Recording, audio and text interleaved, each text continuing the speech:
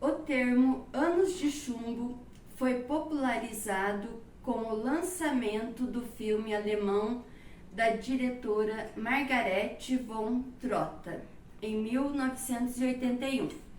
É um filme europeu, narra a história de duas irmãs entre o período da Guerra Fria, no qual teve a divisão da Alemanha, do lado ocidental sob o comando norte-americano e do lado oriental sob o comando da antiga União Soviética.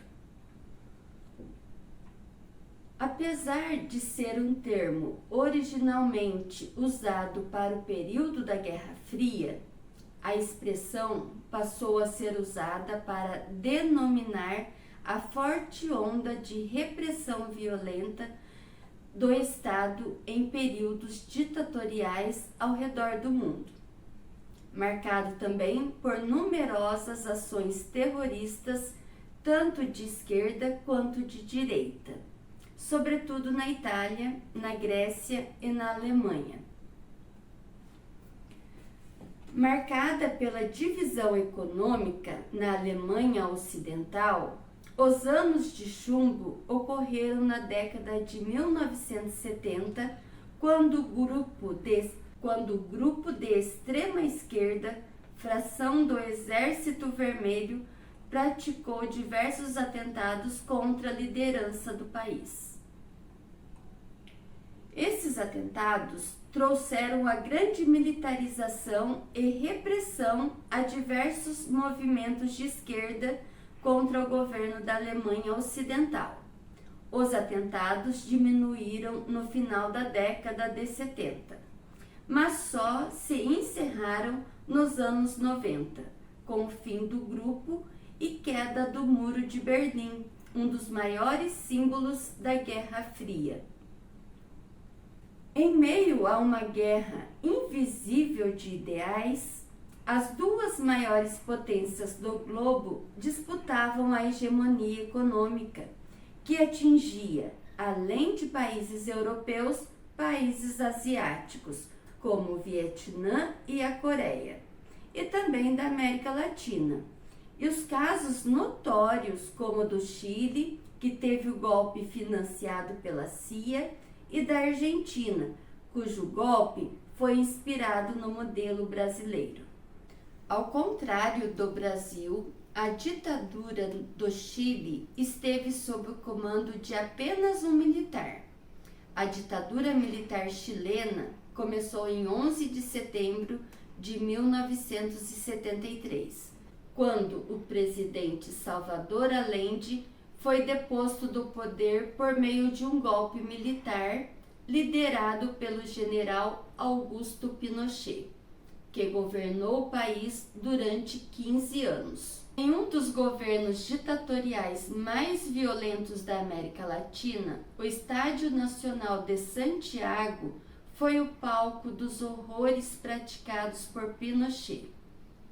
Estima-se que mais de 20 mil pessoas foram presas e torturadas, e muitas foram mortas por causa da violência sofrida. No Brasil, alguns historiadores explicam a expressão anos de chumbo para denominar todo o período ditatorial. Contudo, para alguns historiadores, como Oscar Pilagallo, em artigo para a Folha de São Paulo, aplicam o termo apenas para o período pós-AI-5, que ocorreu logo após uma das maiores manifestações de insatisfação da população brasileira com o regime militar, a passeata dos 100 mil. Palavras do próprio historiador diz: o AI-5, que, ao contrário dos atos anteriores, vigoraria por prazo indefinido, dava ao presidente, entre outras prerrogativas, o poder de caçar políticos, fechar o Congresso, suspender o habeas corpus, impor censura prévia à imprensa, aposentar compulsoriamente professores universitários, prender dissidentes.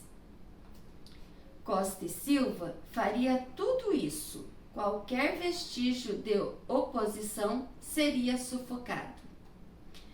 Como definiria a crônica política AI-5, foi o golpe dentro do golpe, o início dos anos de chumbo.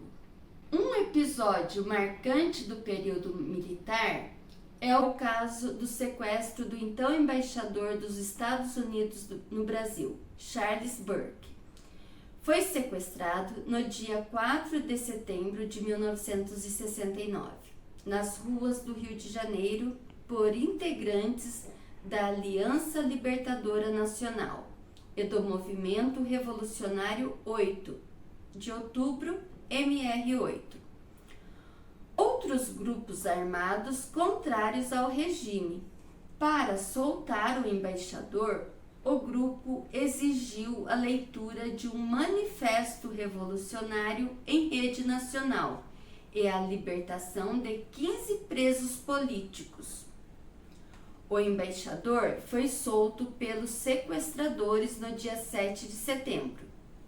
A ação foi idealizada no momento em que organizações de esquerdas ligadas à luta armada passaram a organizar ações cujo objetivo era o enfrentamento direto à ditadura militar.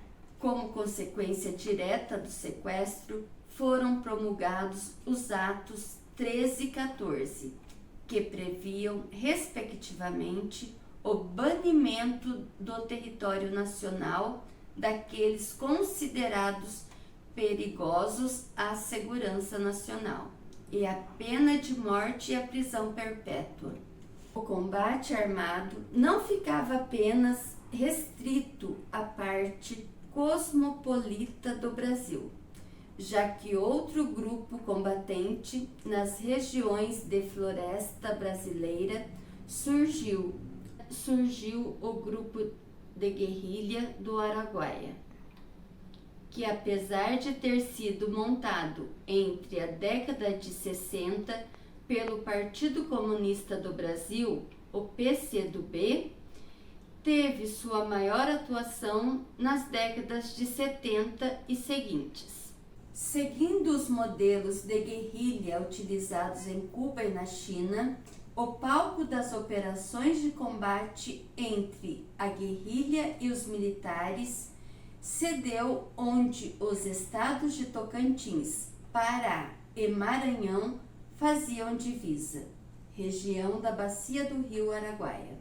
Segundo o relatório da Comissão da Verdade, eram então cerca de 60 homens e mulheres espalhados por uma área de cerca de 6.500 km², que cobria os principais municípios e vilarejos do sudeste do Pará, divididos em 3 destacamentos, A, B e C. Haviam várias mulheres combatentes, como é o caso de Regilena Carvalho, Lena, companheira de Jaime Petit, o mais velho da trinca de irmãos guerrilheiros. Abandonou a guerrilha em 1972, ferida, com os pés infeccionados e de muletas, entregou-se aos paraquedistas. Presa em Xambioá e transportada para Brasília, foi solta em dezembro de 1972, após mandar mensagem aos companheiros pedindo que se rendesse.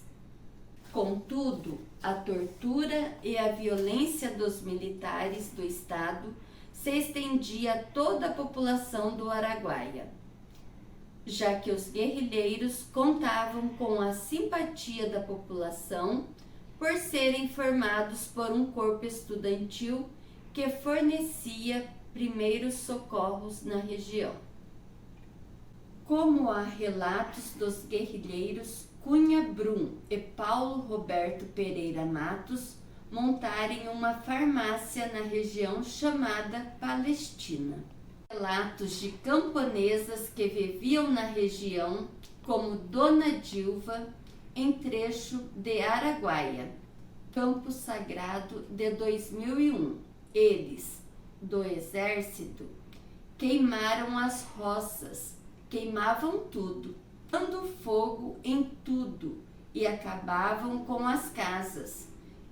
Outras mulheres guerrilheiras têm o paradeiro desaparecido até hoje, como Lúcia Aparecida de Souza, uma ex-estudante de medicina da Federal do Rio de Janeiro, Jana Moroni Barroso, também estudante da Universidade Federal do Rio de Janeiro, que cursava biologia.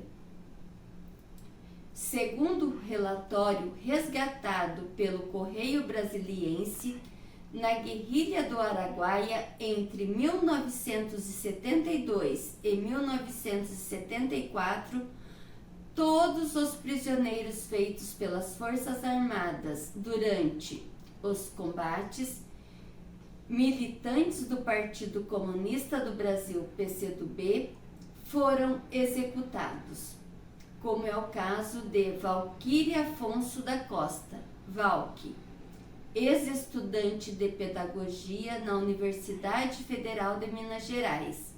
Integrou o destacamento B e foi uma das últimas guerrilheiras morta, fuzilada após ser capturada. Em meio a tantos embates violentos, o período brasileiro dos chamados os Anos de Chumbo teve fim com a ascensão dos generais moderados ao poder, em 1974, no qual o general Geisel iniciou o processo de redemocratização.